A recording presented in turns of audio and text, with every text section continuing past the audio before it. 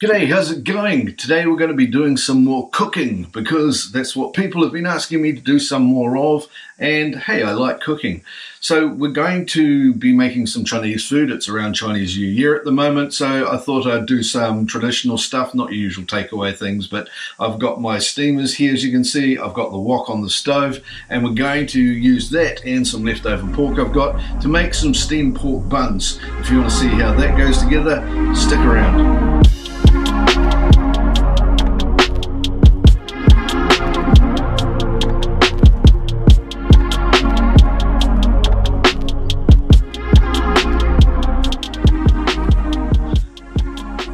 Okay, so it's really good to see you guys again. Before I get started, I'll just cheekily ask you to click on the subscribe button if you haven't already. Don't forget to hit like later on if you like this video. You can hit it right now if you want. And also leave any comments and questions below while we're doing this. I will get back to as many of them as I can. I do try to do all of them. But for right now, let's get stuck into this.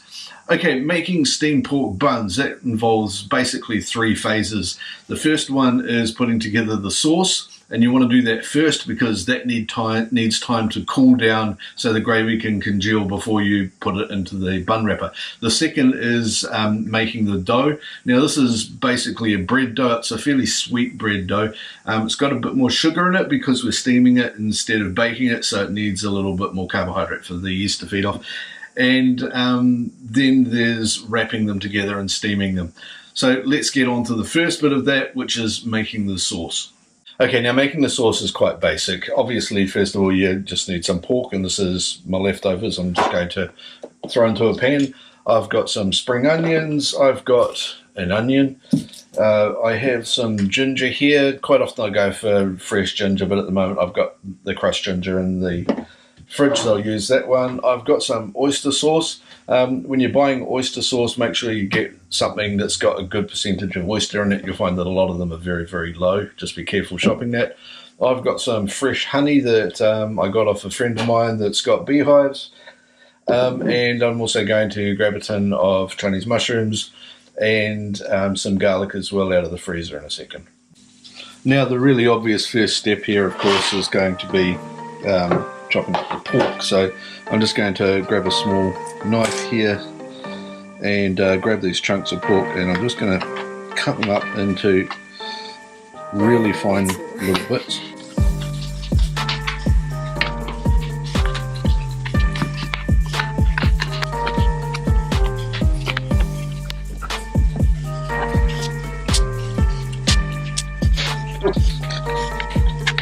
Rightio, and there we go. That's the rest of that going in. That's enough for making our pork buns, probably more than enough. It does shrink down a little bit, but we're adding other bits and pieces in as well. The spring onions are of course quite easy. Just cut them up and just want really fine chopped.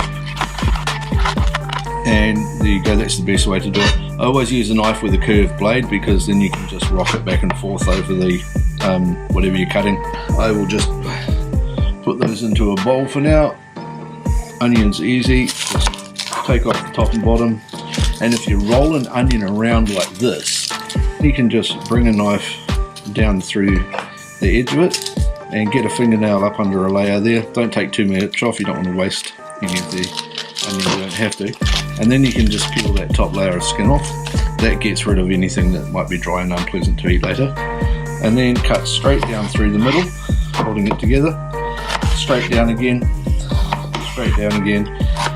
and then I just keep circling my way around the onion like this. And always push across when you're cutting, don't just push straight in. Just like samurai do with a katana, cut across. And you can do that all without getting any of the juice from the onions squirting up at you. Done, and I'll put that also into the bowl with my spring onions. And last but not least, we've got the garlic.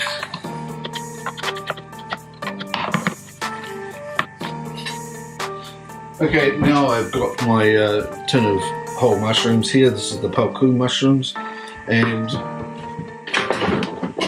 something everybody should have an electric can opener. Now I'm not going to drain the juice off of this because that would be a complete waste. What I'm going to do instead is get the mushrooms out of it to use in the sauce, and I'm going to keep the juice out of here. I'm just going to pour that into a jug here so that I can use that to make the gravy base. Every little bit of flavour helps. Quite often you can buy these as dried mushrooms instead of tinned. I just like to get the tinned ones. It's not a lot of price difference, and they're just quicker to get ready, really.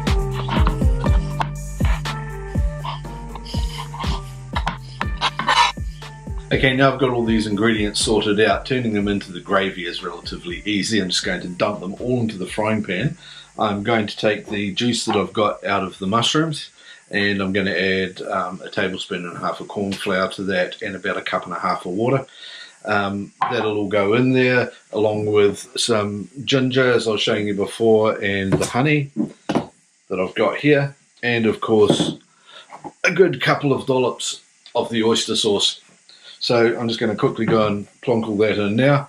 It'll take a very short time for this to cook. The beef's already cooked. The onions I'm going to put in first to let them saute a little bit as everything else goes in. And then I'm going to take that out, I'm going to put it into something, and I'm going to shove it into the fridge to cool down quickly.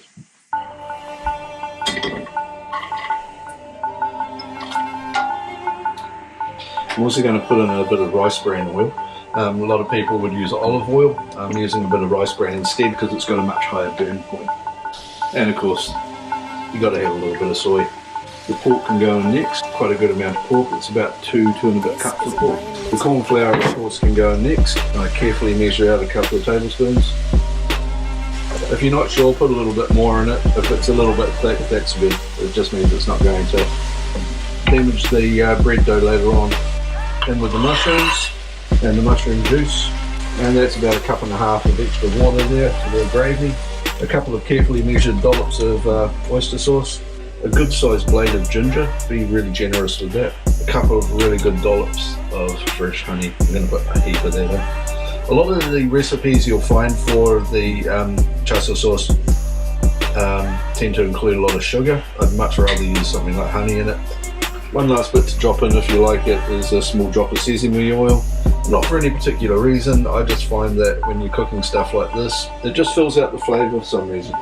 Okay, this is looking really good and smelling really good. I kind of wish YouTube had some sort of smell-o-vision right now so that you could get a whiff of how this is coming together, because it's really quite spectacular.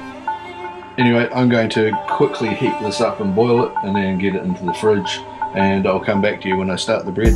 Okay, I've cooked down the sauce now. It's just over there in a bowl behind me. And I want to quickly show you a really good trick for quickly cooling things down in the fridge. To do that, I'm going to use this container of ice here, and I'm going to fill it up with water a bit. About that much should do. I'm going to take my sauce here, which is rather hot. So what we've got here is ice water sitting underneath the bowl of hot food. Put that into the fridge, so that'll stop it from heating things up in the fridge too much. It'll cool this down quicker, and we'll be able to have our nice sauce and gravy come off that very soon. Okay, now we can get on to the second part of this, which is making the bun dough itself. This just needs a bit of yeast, of course, flour, sugar that I'll grab out the cupboard in a second, water, a bit of baking powder, and yeah, that's about it really. Okay, this recipe I'm using makes a large number of buns, so you need to start with 6 cups of flour. So we'll start with 1, 2, 3, 4, 5 and 6. Next thing we need to do is grab 1 3/4 cups of warm water. So that's just tap warm water. You want about 30 degrees, and in there we want to put a couple of packets of the yeast. The yeast in foiled packets I find is much better to use because it just stays in a much better state for a longer period of time. And then we'll also put the sugar into here, and we need about 3/4 cup of sugar. So I'll do my usual incredibly careful and precise measuring job.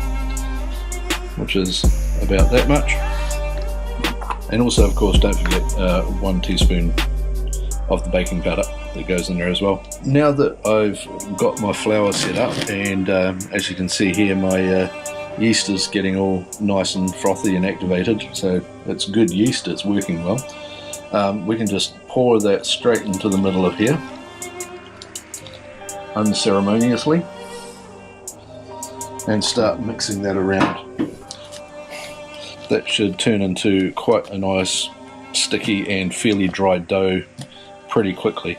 It'll come up seeming like it's too dry at first, which is fairly normal for this kind of thing.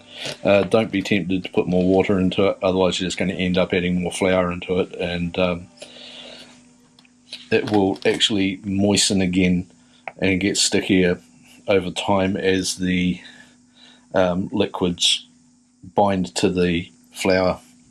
Okay, so now that that's had a basic mix up, you don't need to do a hell of a lot. You just need to tip the whole lot onto the bench like this. And this is where you get to have fun, making a huge mess. Get any extra bits and pieces out of the bowl, so you don't want to waste anything.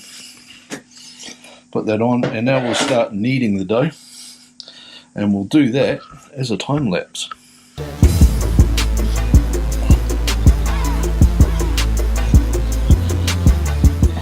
Now, when you're kneading bread dough, you should make sure that you fold a good gap underneath and then push down and spread that forward.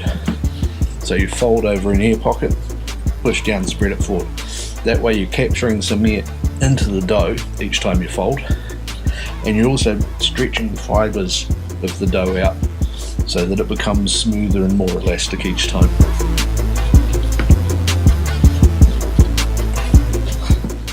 Okay, as you can see here, the dough is starting to get quite a lot smoother.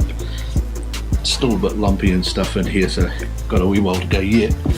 But if I was to cut this through the middle here, you can start seeing it's kind of got some striation marks where the fibres are being stretched around underneath it. That's what you want to get to, and all these little air pockets in here are great as well. So I'll keep going on this for a little bit longer, and we'll go through a jump cut. Okay, so here's the dough. I've been kneading it for about 25 minutes and it's looking really nice and smooth. If I cut that in half now, you can see it's got nice even striations all the way through it. There you go. And it's a really good smooth stretchy dough. Now the yeast is going to keep acting in there for a while.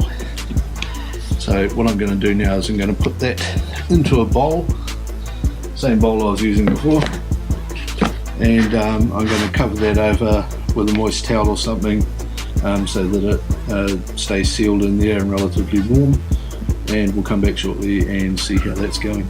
Hey there, right, I've let the dough here rise, and it's about 2 or 3 or 4 times the size it was when we put it in the bowl, which is spot on. And I'm going to now roll that out and flatten it and turn it into the wrappers for the buns, and then I'm going to cut some squares of the baking paper here to put it on, and then we can put it into the steamer.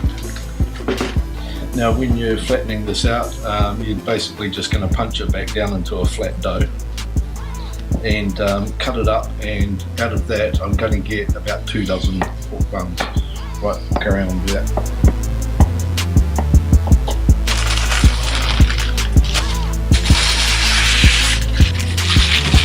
Right, now here's the real fun bit with these, where you take the ball of dough, which is flattened out, so it's been risen and then it's been flattened again. It will re-rise, so you don't need to worry about it being like flat and heavy or anything.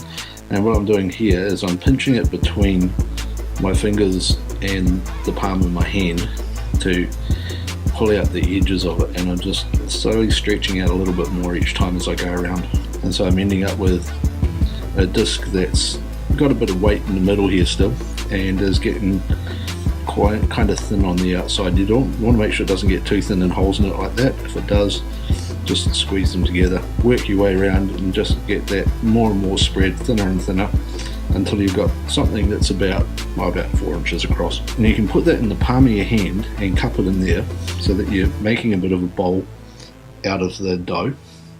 Then what you want to do is just grab a spoon, pull out a bit of the filling and put it into the middle. Be careful not to get any of the gravy up around the sides. Get a decent amount in there.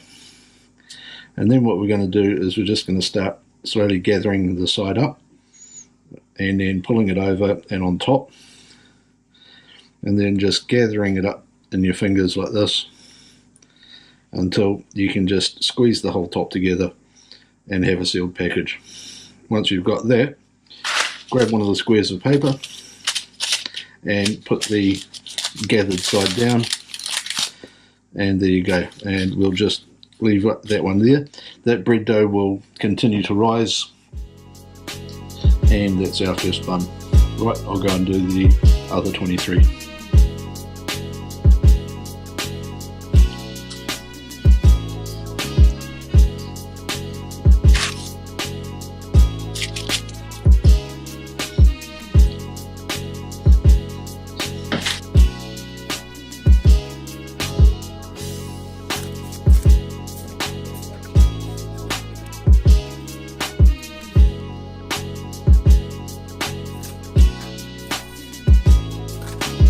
Okay, so the first one of these is just coming out the steam, and now I've just taken the lid off the chicken and pulling the first ones out. Here we go. I always take one out first and let that cool for a little bit, and then I'll just check that the dough's cooked all the way through. There we go. And once I've done that, I'll take the rest of them out. Right, here you go, Flip. Here's the first one for you to try out. There's a knife if you want to cut it up. I've managed to make these with plenty of filling in them, so the inside should be quite nice and moist. As the dough's all nicely cooked through, you can see here, so that's good. Yep. And the verdict is excellent.